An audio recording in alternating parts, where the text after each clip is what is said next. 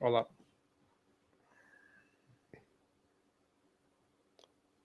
All right, let's see if this has connected. Doesn't look like it has. New.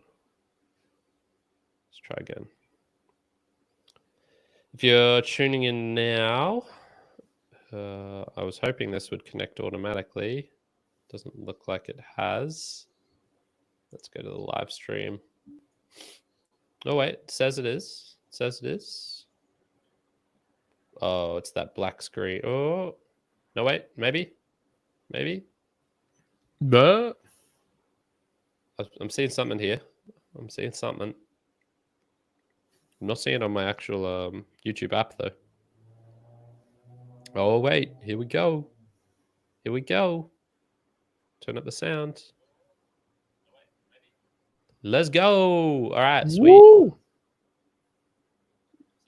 Yeah. Oh, awesome. Lucky. Wasn't sure if that would come through. Beautiful. Beautiful. Let's see if I can get all my coughs out now. Yeah, smash them all out. Yeah, my doubt I coughs will. have started to decrease for sure.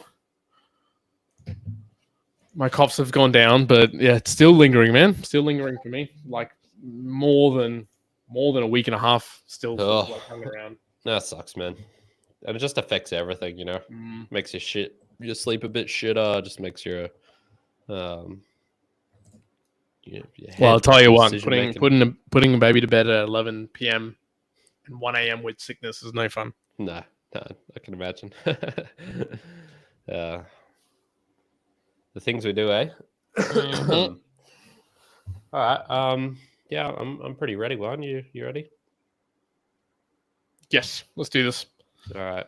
As expected, I think I won't get the intro right. So make a big noise or sing along to it. One, you sing along to it. Yeah.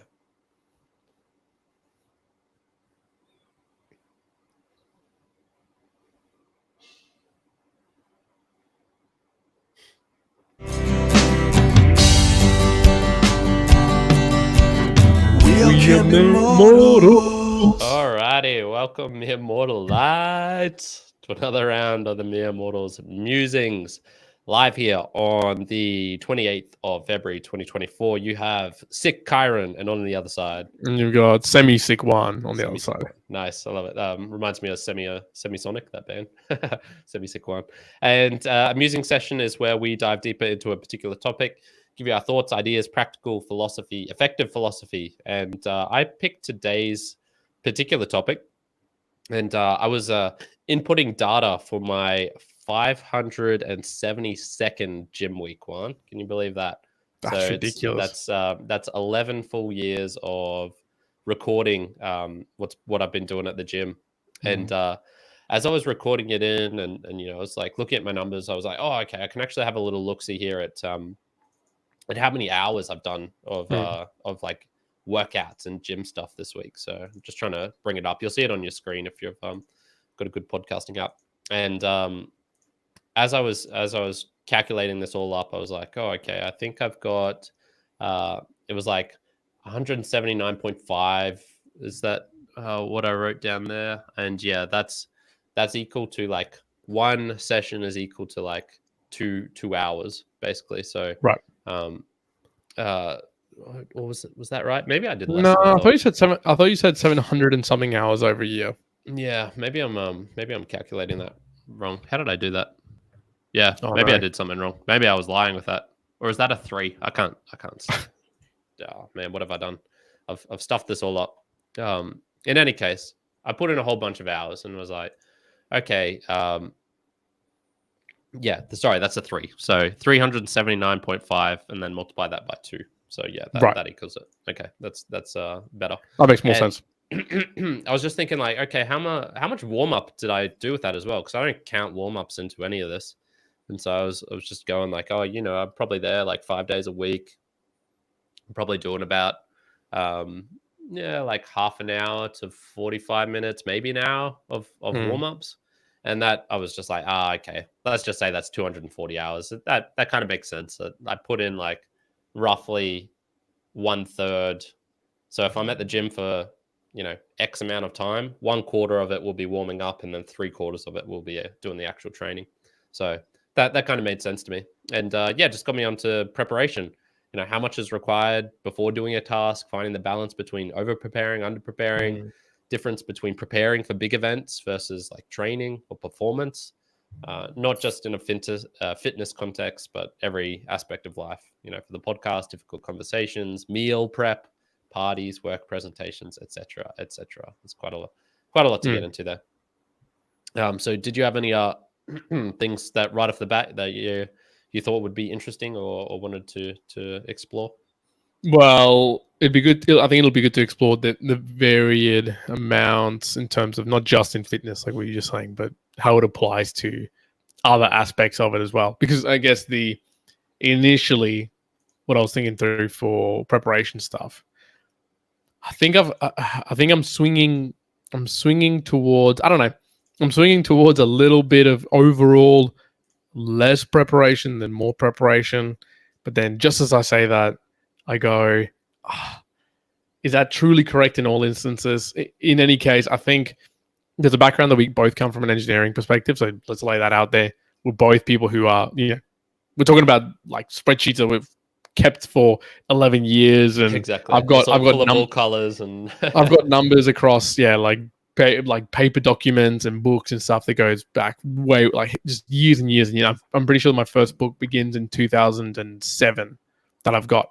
So Damn. That's a good, if I really, it hasn't been consistent the whole time, but that's a good 15 years, 16 years that there's numbers in there somewhere. So hectic bias, it comes from that. But I think there's a lot of what I do today, which is probably, and this comes to the conversations of like being mere mortals. Some of the fact that I think I'm going to talk about today and how it comes out, I think it comes out because I've already laid a gigantic foundation, so I don't have to prepare as much. And so for me, it's like overcoming the anxiety to do, as opposed to needing to prepare because I just know it due to just so much base layering of foundational work, I guess. Yeah. Okay, cool. All right. I'm just going to ask you to record the audio on your end, just in case this video stops as well, because I am just noticing a couple of things weird going on. So if you could do that on your end, that'd be fantastic.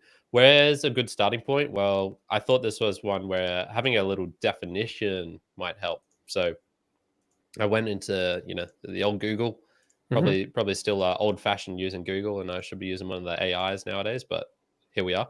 And I was looking at it, and they were pretty lousy definitions, man. They were not great definitions of everything that I thought would be in preparation. Yeah, exactly. And so as I was doing this, I was going through it, and I'm like, okay, well, it's saying things like, is it getting ready for something that will happen? That was like one of the definitions of what of preparation is. And I was like, well, what if you're preparing for something and it never actually happens? Did you even prepare at all? So that's one of them. Another one of them was, okay, well, is it for something, or can you prepare for? It was just very, very vague. The whole thing was super, super vague. And so I was going like, you know what? This is actually not that helpful. In terms of like what actually preparation is, I really, really struggled with it. If you had to define preparation, what would you think it is?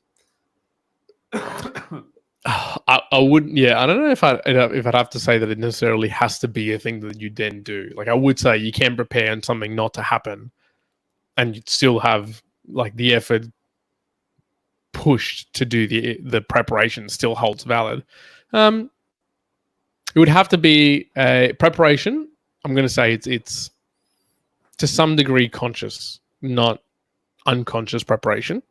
So I'll say that. I guess I would determine it as it's conscious. It's conscious effort in order to enact some other effort later down the line. That's maybe I'll treat it as that, because you can have preparation that has become unconscious or has become the default, and so that's the hidden preparation, which you won't see out of, say, me and you in a lot of domains which we have generally good expertise, we probably are preparing somewhat, but our body's kind of doing it. We're not effectively doing it ourselves. So I think where we're coming at it here is the conscious that's just more doing the thing, right? Yeah, for us, like I guess what we're talking about here is like the conscious effort to prepare for something else down the line, even if it doesn't occur. Maybe something to that effect. Okay, yeah, no, that's a good point. Thanks for bringing that up. One of the things I quite liked was the 7P's. Have you ever heard of this before? The 7P's. Yeah. Maybe I have, but I can't remember a single one. So it's I think it's a British Army thing, and I remember I used to read these books by Andy McNabb, and it was kind of these spy books where there was this. It was an adult man, but it was just written for kind of like that teenage type audience. Like it was very very understandable. And I'm pretty sure he was like ex-SAS, British. I was going to say, I'm pretty sure Andy McNabb was an ex-SAS, yeah. Yeah. And the character he was writing was also ex-SAS, Nick something. And no, the 7P stand for prior planning and preparation prevents piss poor performance. That's what it is, yeah. And so I just thought that was that thing stuck with me. And I'm pretty sure I heard it in one of those books ages back. And I mean, you know, the 7P's, the alliteration, I love that. So it's great for sticking in your mind. But I actually found this to be pretty well for me to an extent. And so what I found was it would, and I'm thinking back to now, you know, right around that time period, I was reading all those books was I was in the band, the school band, and I used to play percussion. And I hated it. I hated playing percussion. I mostly did it just to kind of like please my family because I knew my mum wanted me to be a musician or she didn't want me to be a musician. She enjoyed that I was playing music and right. I know like enjoy music. Yeah, participate in music. She was a music teacher. I know she liked going to rehearsals and to you know, to performances and things like that. And being like, that's my child on stage, you know, that sort of thing. And no matter how much I prepared for those, I would always get nervous. Like I never was able to get rid of the nerves. And it wasn't, you know, it wasn't like, oh, you know, no matter how good you are, the best Tony Robbins here, he still gets nervous when he goes on stage. No. This is like nervous where it degrades the performance. It actually doesn't help. I never was able to get through them, no matter how much I practiced. And whilst I won't say that I had piss poor performance, it was probably like 6P's. I had poor performance still. It just wasn't great. So I guess a question for you is, if you had all the time in the world to prepare for something or anything, is there a way where you could prepare, you know, just given infinite, you know, infinite time, is there some situations which you actually can't prepare for where you're screwed kind of no matter what happens? Ooh. Because I think there is. I think there are plenty where you're just physically not suited for it, or you don't have the talent for it, or you've got a mental hang up which just is not something you can break. Well, I was going to say, let's be realistic. Like, so obviously, you're not going to be able to prepare for something that's going to break the laws of physics. You know, yeah, like 5 years. You know, let's just say it's like 5 years, and you have to prepare a speech for the, you know, opening of the Olympic Games, or it's you've got 5 years, and you're a really good swimmer, and you just have to hit this time, which you know you can hit. You've done it in training, but you have to do it in a competitive arena or something like that. I'm just thinking that there are definitely some activities which, look, if someone said, "Hey, you have to prepare one to be 6'10," well, shit, can't do that. Yeah, sorry, I'm talking more within the realms the realms of possibility. I think that there still would be some activities, albeit probably not many that people can think of, that would be unpreparable. I guess there's no way you can actually prepare for them. I would say some of them. I guess I'm not going to think of an activity right now, but I agree with you. There'd probably be some there that you wouldn't be able to prepare for at all. Yeah, I think some things you can't anticipate everything. is kind of one of my worldviews. There's the chaos theory.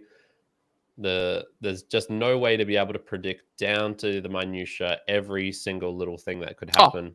I've got a good one for you. Here's Okay. an example that I was trying to think through. Here's an example.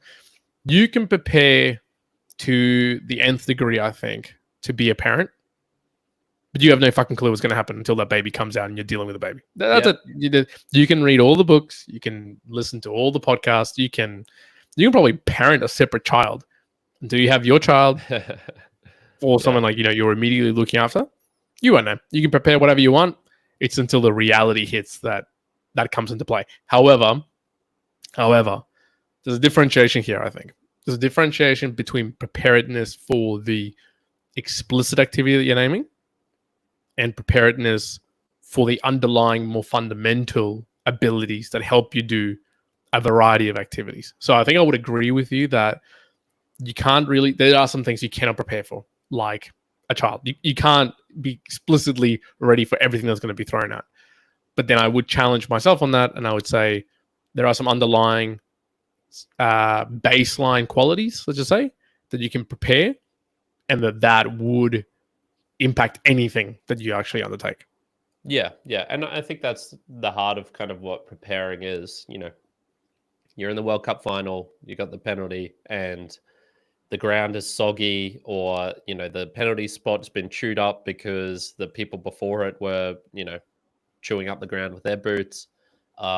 Someone in the crowd has a laser in the eyes. All of these sorts of things have happened, and I think you can probably prepare in a way where you put yourself in the most likelihood that you can do it. I.e., if you got a repetition of it with slightly different circumstances, you'd be able to perform and to do the thing, whatever it is that you want to do.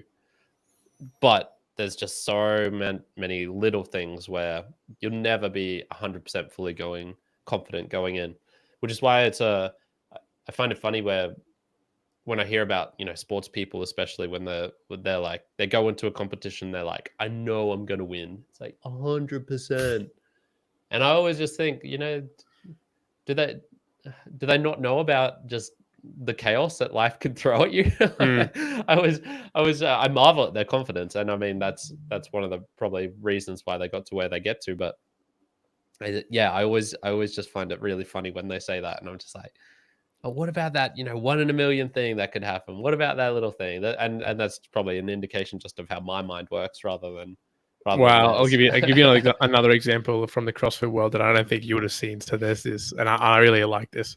There's a guy called Colton Mertens, I believe that's what his name is. He's a short guy. I'm pretty sure he's shorter than me. And there was a workout a few months ago in Miami, I want to say, I believe it was.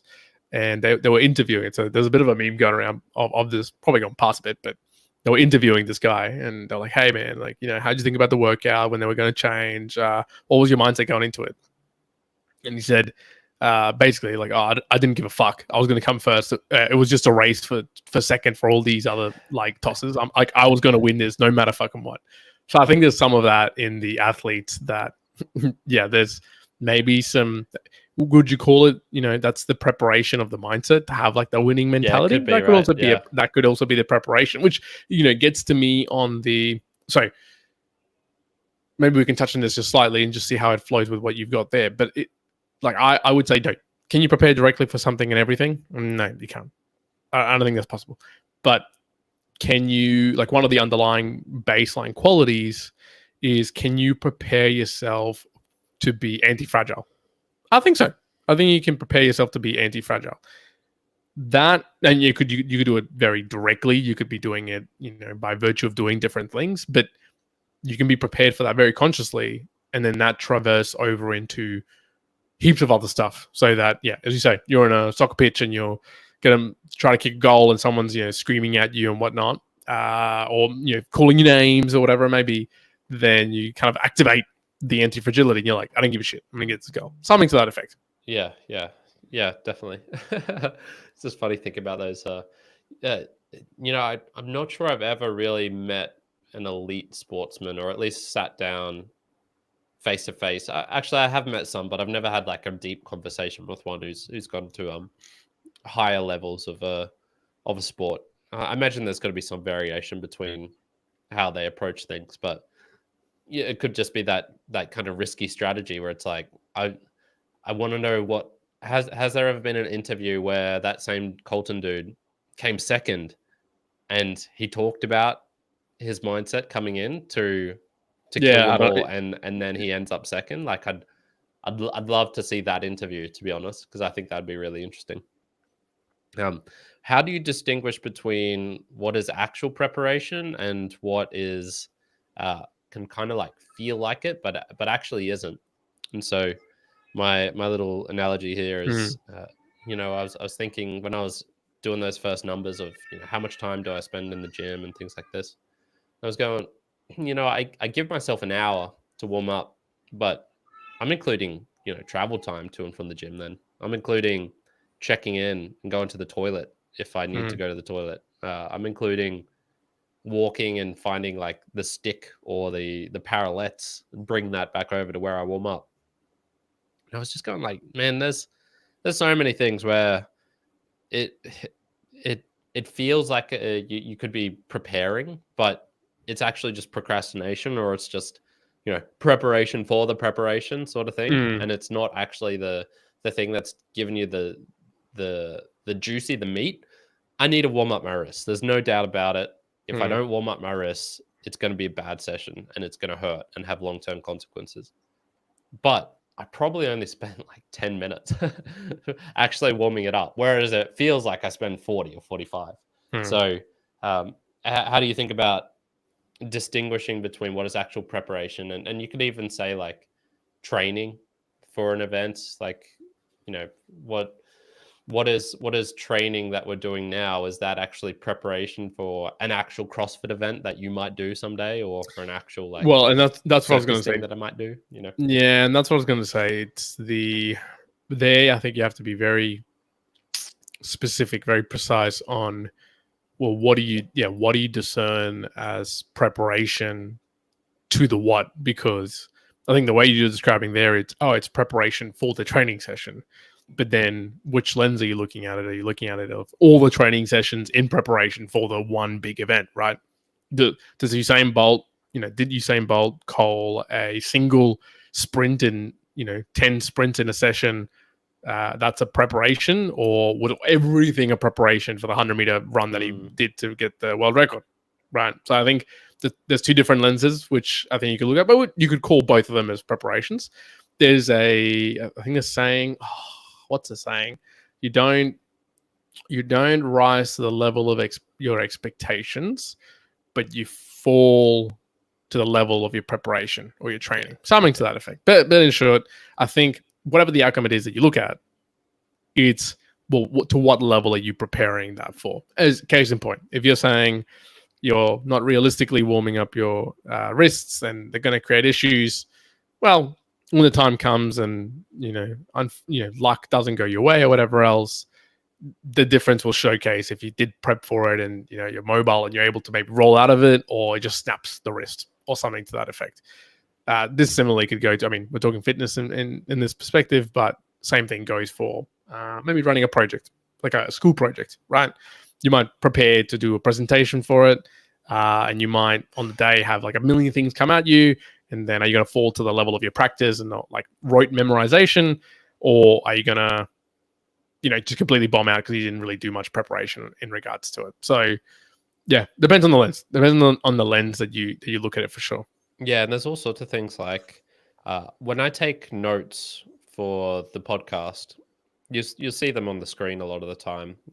If you've got a modern podcasting app which shows chapters, and the you'll see like I put a fair few details of these notes in it. What we discussed doesn't end up always being in there. So sometimes we'll miss out things, sometimes we'll skip between them, but roughly it has like a general pattern. And in the preparation for them, there can be times where I'm sitting here and I'm thinking over a concept and I'm like, okay, how would that link to the next thing that I want to say, Hmm. or to this idea that I had? Is there a way of fleshing that out? And I'll sometimes just be sitting here, just like this, like looking off into the distance, being like, thinking. And it can be hard at times to distinguish when I'm actually just daydreaming and when I'm actually fully preparing. Because Right. for some things, it's very obvious. If you're doing meal preparation for the next week of eating, you're either cutting the vegetables or you're not. Like, it's pretty damn Yep. obvious. Although maybe you can get lost, thinking you're washing the carrots or whatever, and you're actually just daydreaming. Who knows? But there's these other ones where it's kind of sneaky. It's hard to define when I'm actually preparing or not, when I'm thinking over a concept, specifically if it's like an intellectual idea of strategizing about something, thinking how I could improve things, where it's not, the action is not being taken. You're thinking about what to do next. It's hard. It is, and I think this thought ties into what you're just talking about there as well. Because it was just crossing my mind as you were saying it. It also depends on your ability to ramp up into any activity, but also applies to preparation. So, and I say that because I think over time I've probably secured the mindset that I can ramp up to something really quickly. Like I don't necessarily need any progressive time to get into a preparation state. I seem to be kind of good at that to get into a flow state. What I mean by that, I could get out of the elevators at work, walk. I'm listening to music. I'm talking to people, whatever it may be. Sit down on my computer, look at an email, read it for 10 seconds, and go, yeah, prepped, go. Like there is no in between. There is no real stopping that I need to do. There's no like, should I do this? Should I do that? There's none. There's just like straight away off I go into preparation mode.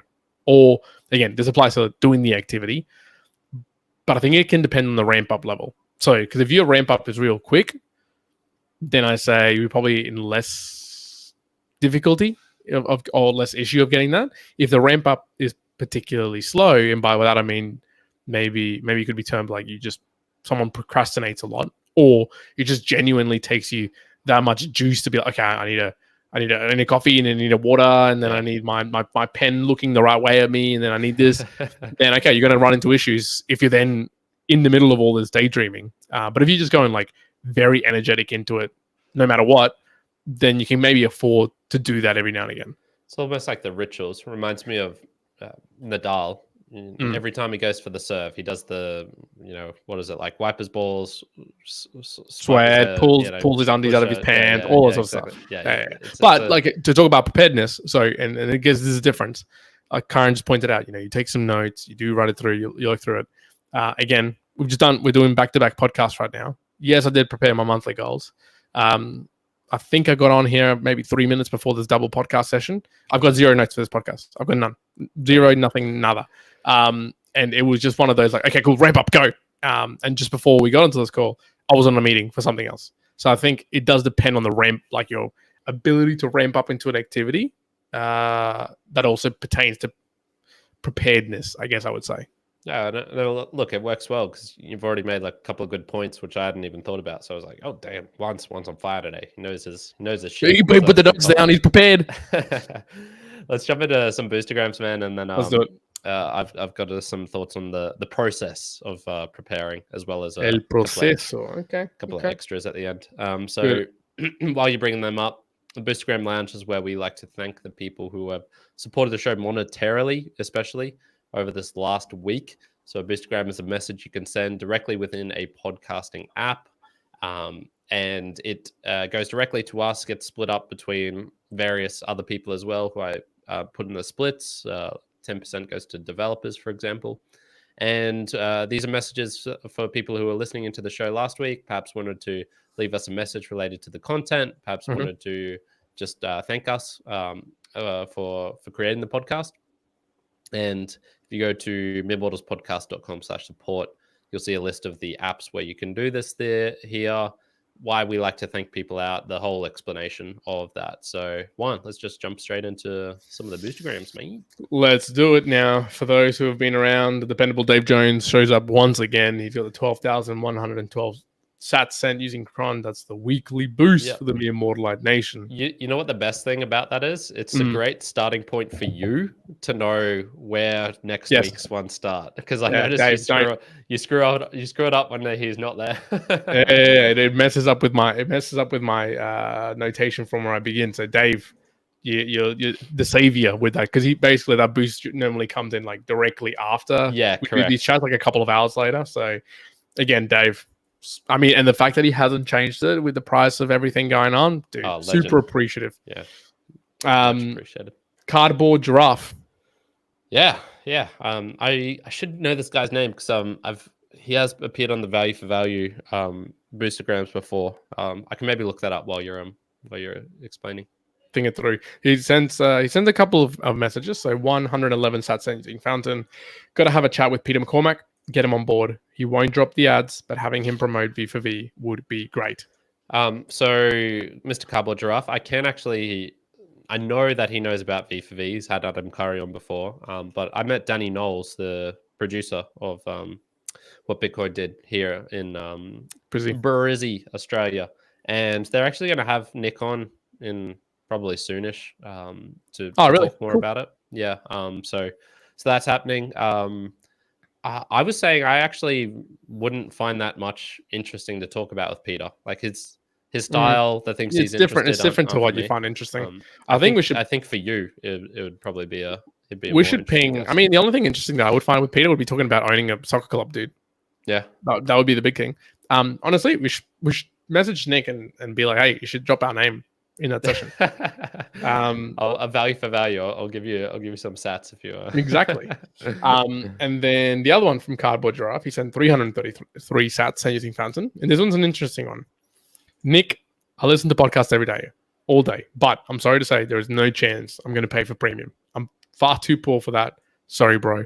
Love your work though. Also, I'm often out of reception and need to download podcasts prior to leaving. That's okay, but sometimes Fountain won't load anything without reception, even if I've already downloaded. Don't know if you can do anything with that info, but Podcast Guru seem to have figured something out.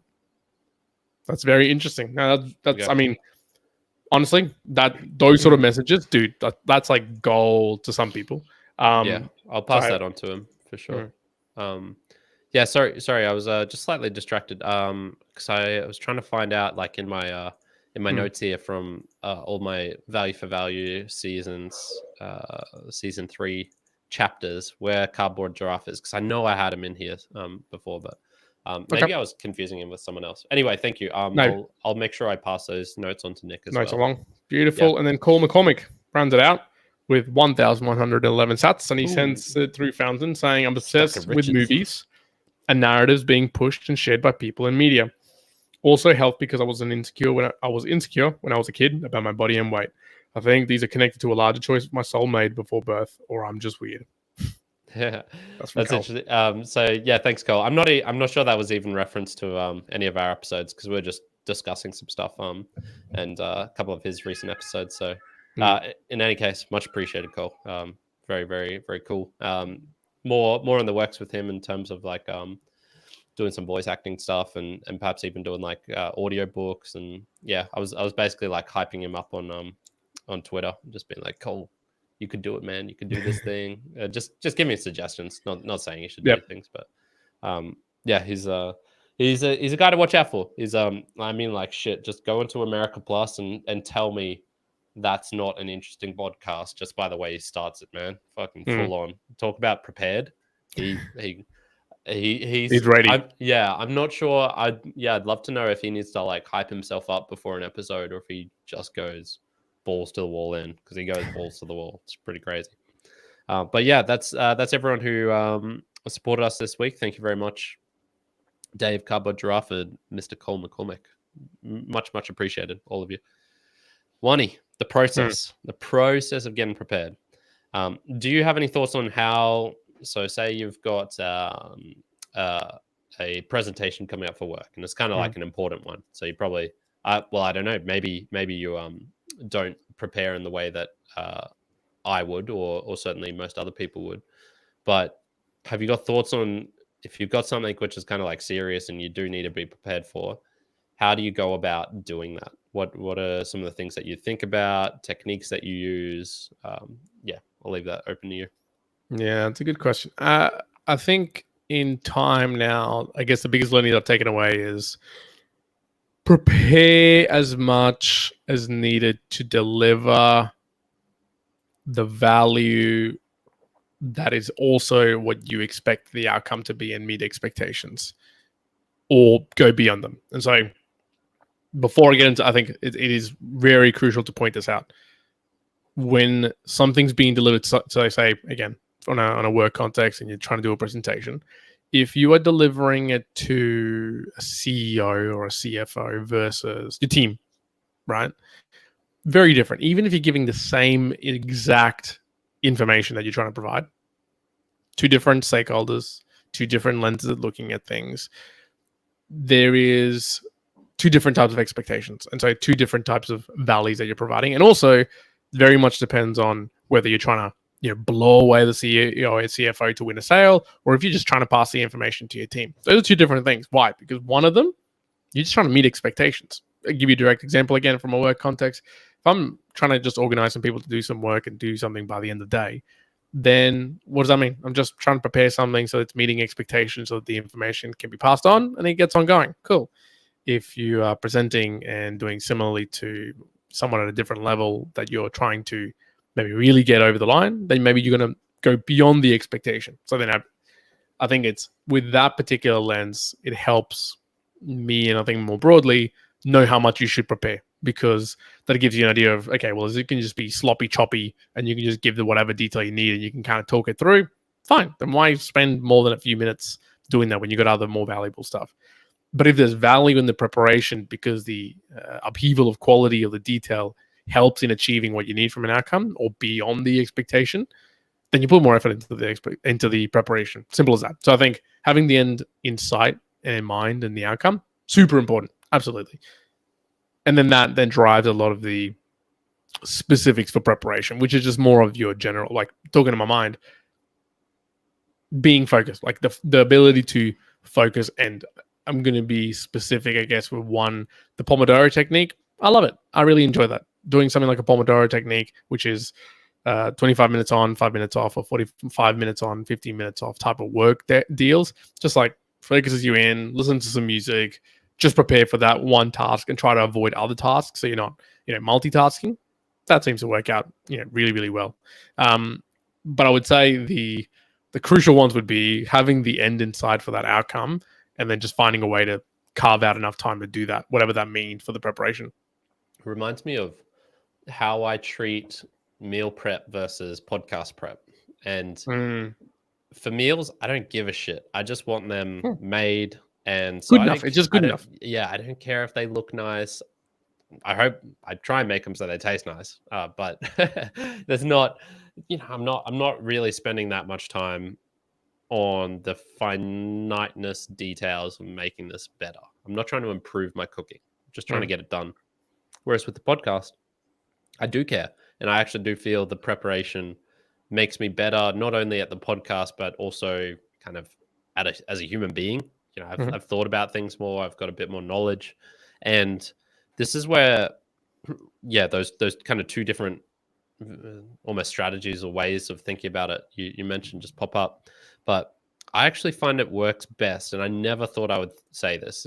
Before today, I would have had the complete opposite view of what I'm about to say. But I find it works best preparing for the podcast if I'm unprepared in my preparation, aka if I leave it up to spontaneity. So I let the muse strike, and when the muse strikes, I listen and I write stuff down, but I do not try and force it, or very rarely. And when I do try and force it, I don't think it works as well. So it's kind of funny because if you'd asked me before, I would have been very much of the Stephen Pressfield, the War of Art type deal. The muse does strike, but she strikes, precisely at 8 a.m. at my writing desk every single day. That would have been my default preparation, kind of in a way. Now, maybe this is different because he in that case is talking about writing a book, which is probably closer to the act of performing rather than preparing. So perhaps it's slightly different in that case. But it's rather funny because I just go when it is these kind of things that I care about. Same when I'm preparing for a workout and for the next month's workouts. Sometimes I will know what I'm going to be roughly doing 3 weeks before I actually do them. I've barely just started the next 4-week phase and I'm already thinking about 3 weeks' time. And then sometimes it's on the very day, and I'm like 3 hours away from doing what I should be doing, and I'm just then really getting in the final building blocks. So yeah, the preparation, almost like the preparation for the preparation or something like that. I'm fine with leaving that pretty spontaneous and just like letting it happen. But when it comes to like an actual event or something that I need to be doing, the podcast, for example, yes, I do need to be here 15 minutes beforehand, have my social post set up, and I can't be one just joining like the last 2 minutes and just hoping it'll go well. So yeah, that was one of the ones I have changed my opinion on. Yeah, I think it can be very. It can be determined by what you're trying to do. Again, the end outcome of what your preparedness can look like. So I think, let's take an example that maybe both you and me will never get into, right? Which would be maybe some sort of special forces attacking a house to take over a hostage or something like that. There's no way they're leaving that up to chance, nor can you just be like spontaneous and like, hey, we're pretty good. But even to the point of, even if everyone has like the underlying level of preparedness of you're a really great shooter, you're incredible endurance, whatever else. Fuck yeah, you still don't know how to do that. That's what quite specific thing that needs to be, near precise to perfection type of level. You need to prepare no matter what. That's just what we do. Now, in those sort of circumstances, I go, you can't leave it up to spontaneity. You have to put in the practice in a very disciplined, rigorous way, which I think I like. I tend to go to that mentality as like, hey, that's how it's going to work. But for sure, there's other preparation that I'm going to say that's where that falls under the unconscious preparation, where, like for me at the moment, if I'm going for a run and I'm not listening to anything, I generally tend to like find little thoughts and things pop up into my mind, whether it's to do with the podcast or other things, and I go, I'll just think through them. I'll think about them. Go, oh yeah, I could do this, could do that. Oh, we could plan it out this way. And hey, maybe by the end of the run, I'm like, oh cool, I know how I'm going to be doing that now. So, is that getting prepared for an activity or doing something? Probably not directly, because it was very unconscious. And so I would go, there wasn't really any conscious preparation on that space. Just like how I would say, sure, I go to the gym in the morning and I drive there and I'm filling up my pre-workout and I go in and I'm reading what I'm going to be doing for the training. So I wouldn't call it at this point it's conscious anymore. I'm going through the processes that I know are there in place. If someone says like, oh, is it really hard to prepare for it? Not really. I'm honestly, it's almost like I'm not even part of that process. I'm removed from the process. It's just I begin at the point that it begins. Like I'm training. I'm like, okay, cool. I'm training. That's it. There wasn't anything in the middle ground between then. And the only time that preparedness gets interrupted is when the human jumps in and it's like, oh, I don't want to do this. And then whatever, someone inside of me is like, nah, we're gonna do it. It's cool. And I'm like, okay, I'm just here for the ride. And then we get into training and okay, cool. I'm ready. I'm prepared. So yeah, there's going to be some unconscious preparedness, which either happens naturally or just happens accidentally from doing other things. But then I'd say the conscious preparedness, I'd lean more towards still being that disciplined, rigorous preparedness as opposed to spontaneous.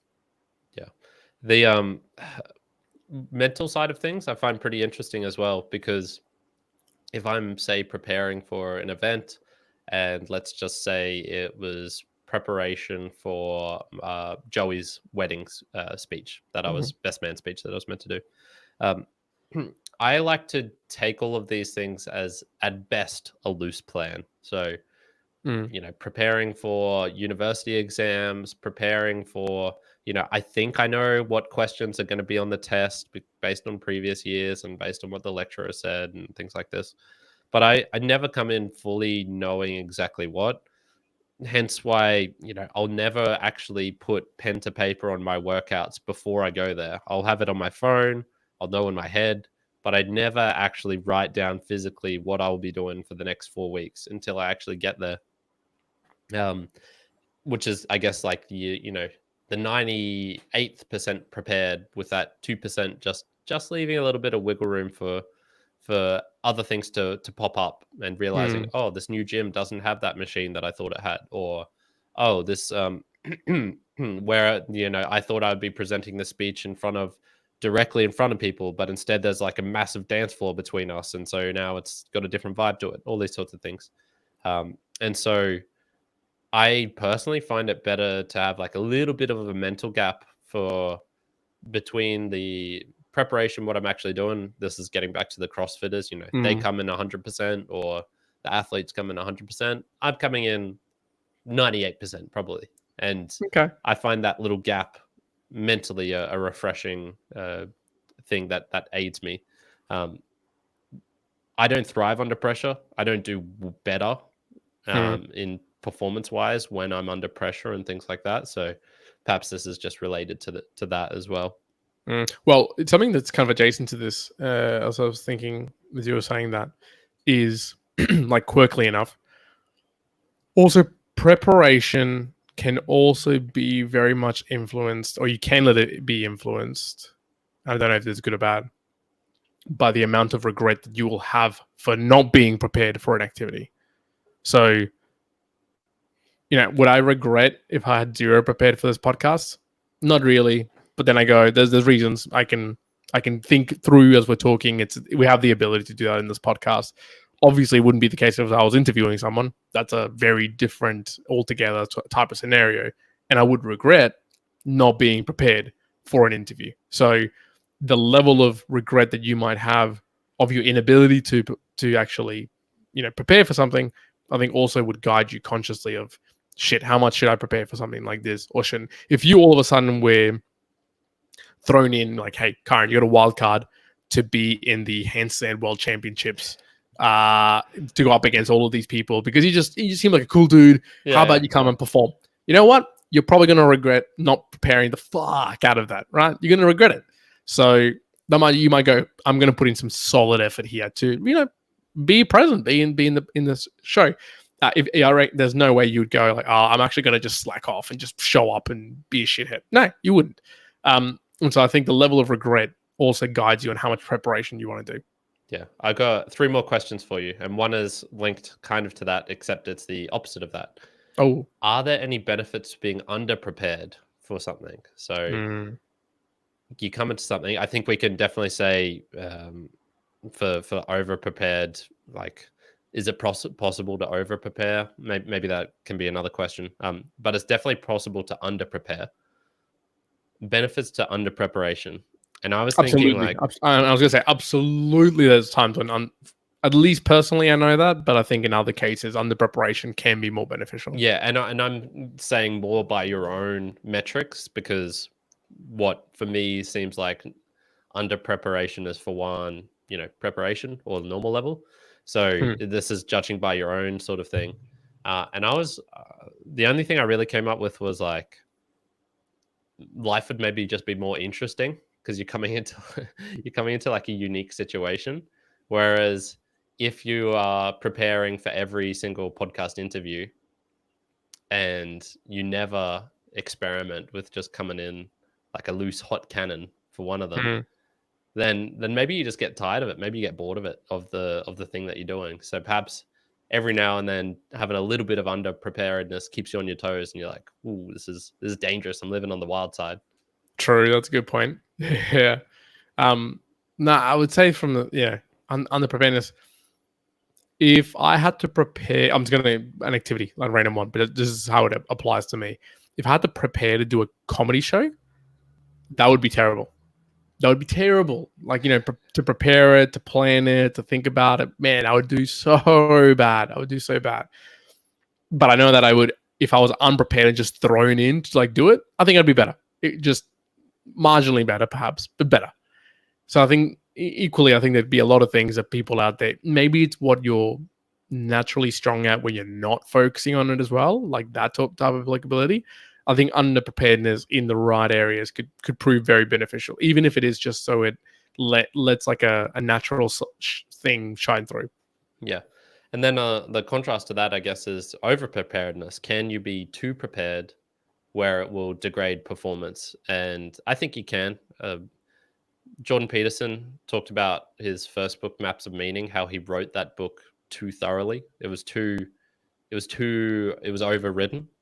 And I think that's a way of saying he like over prepared. He spent too much time on it, trying to make it perfect. And I think you can do this. I think if you, yeah, I mean, like shit, if you just tire yourself out before the big night's game by training up until the last minute, yeah, that's definitely over prepared. I don't know. I feel like a slight challenge to that one where it's, can you over prepare? Is this the same as like you thinking about overtraining? It's like you can never overtrain. You're just under resting. Well, and yeah, I think it's like two lenses of it. Can you over prepare? You could look at it in the yes, of course you can. Like you mentioned, you can you study too much, and then actually, you can study every single thing in an engineering degree. But if the class is purely about the sway of a building, then you're probably over preparing. You're trying to consume too much information to what realistically you need to know for that session. But then I guess a part of me goes, well, is that an issue of over preparation, or is that an issue of misguiding what the outcome is supposed to be? But I think you can make a call that, yeah, you can call it over preparation. I think maybe I'd call it something different, but by the by, same thing. Yes, of course. Too much of one thing or the other way can be a bad thing. Yeah. Okay, last question for you, and this is one that was raised by this guy in the gym, and he saw me doing some handstand stuff. It's like, oh my god, calisthenics, and he told me he was into calisthenics because he wanted to be prepared for any scenario. And I mean, after reflection, the typical muscle up over a cliff or some shit like that. Yeah, and I was just thinking like, and the way he explained it as well, so much of it was cardio. Like I want to be able to sprint at any given time. Like, man, calisthenics is not good for that. But it did get me thinking. There are people who love that aspect of being prepared for prepared for anything, being prepared. I'm ready for anything. I'm good to go, whatever.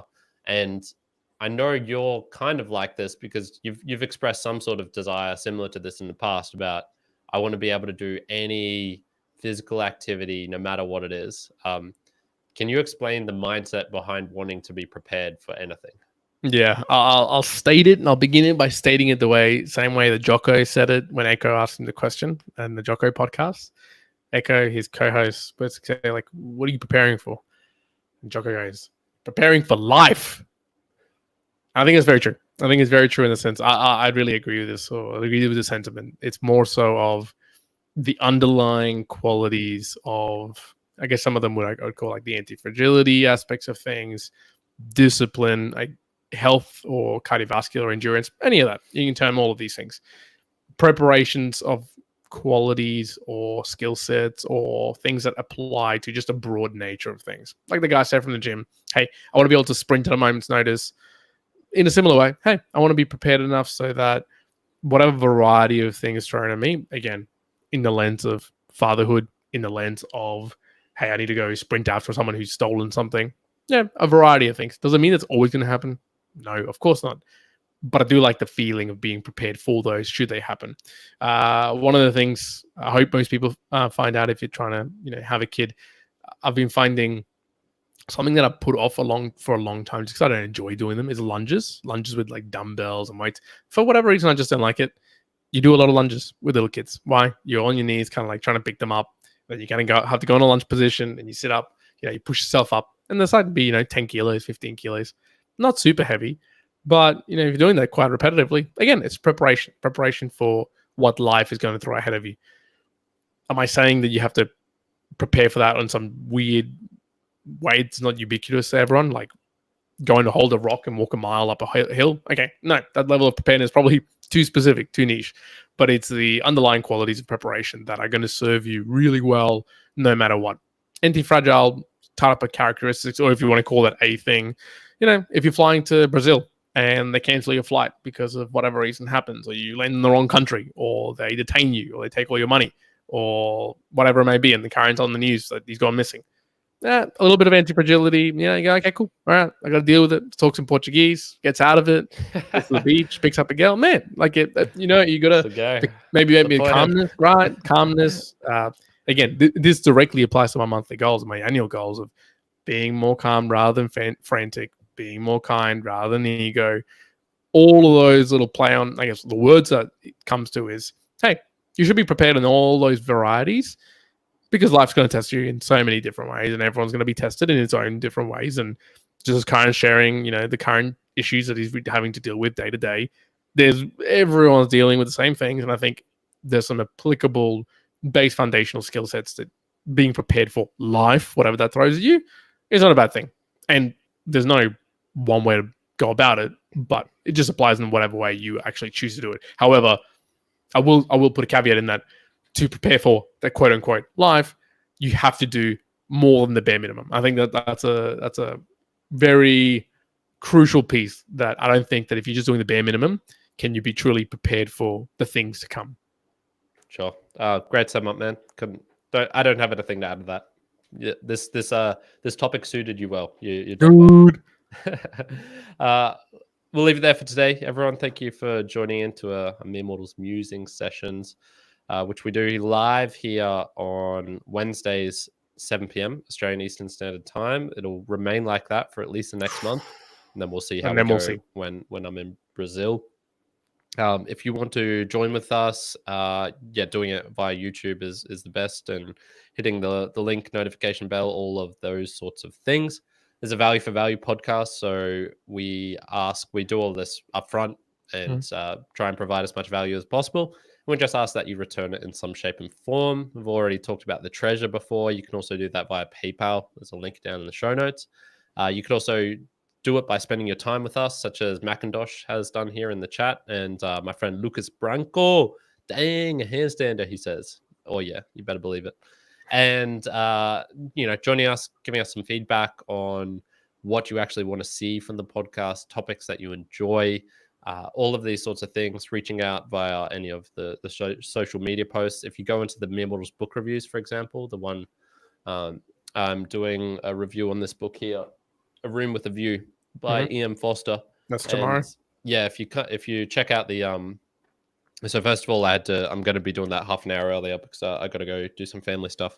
But I got probably one of the best messages I've ever received podcast wise, in terms of feedback from a listener. So I'll be talking about that right at the end, and it's very much appreciated. Just reaching out with those types of messages directly, and this was directly to me, to my own Facebook account, which is the way that he felt most comfortable about doing it. So very cool.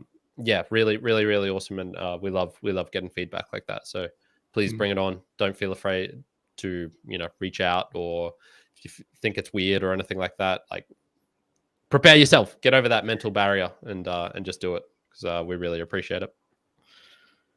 Beautiful. Well, I don't think there's anything more to say. Thank you very much for tuning in, for those who did. And if you're tuning in afterwards, make sure you try to tune in live for the many more musings to come. The Immortalized, we're going to leave it there. One out. Current out. Yeah. Good.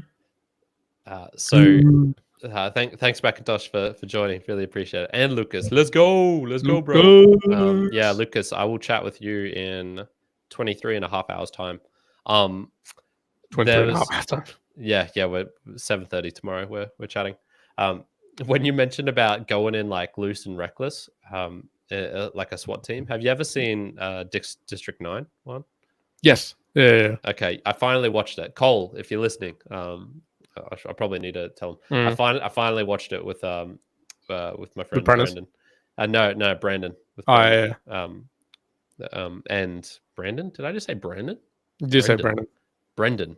Yeah, that's all that we said. Brandon. I was like, okay, what? There you go. It's all right. He called me fucking Kyle the other day, so that's just payback. And Kyle. that exactly reminds me of what's his name, like Mikkel van Verkus or something.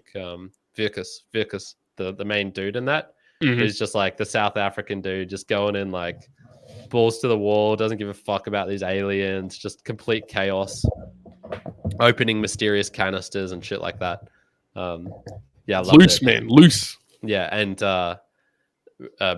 Brendan's favorite quote from that movie is he's like in the bunker with Christopher there, one of the prawns, and he realizes it's like part of the mothership, and he's like, "You sneaky fucking prawnsy, you sneaky fucking prawnsy," and I finally get the reference. If you want to laugh, go to I think just write District 9 Fukin, Fookin, and it's a compilation of every time he says Fukin in the movie or someone says Fukin. It's like 3 minutes long, or maybe a minute and a half. I don't know. It's a video. Yeah. It's epically long. They swear so much in this. Oh jeez. Yeah, that was a good movie. I enjoyed it. Yeah. Enjoyed it more than I thought I would. I was saying to someone today, I don't think I've watched a movie this year yet. Really? I'm not a movie watcher. No, that's I'm not surprised actually by that. Yeah, that was probably the first one I watched.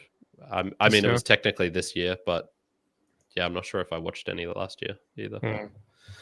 All right, good. All right, Lucas, thanks for joining us. Macintosh, it's good to know your first name. I'll try and make sure I don't say that elsewhere. Yeah, I'm just gonna end the stream here for you fellas. Hope you guys are doing well, and thanks for joining. Do appreciate it. Juan I, that's us done.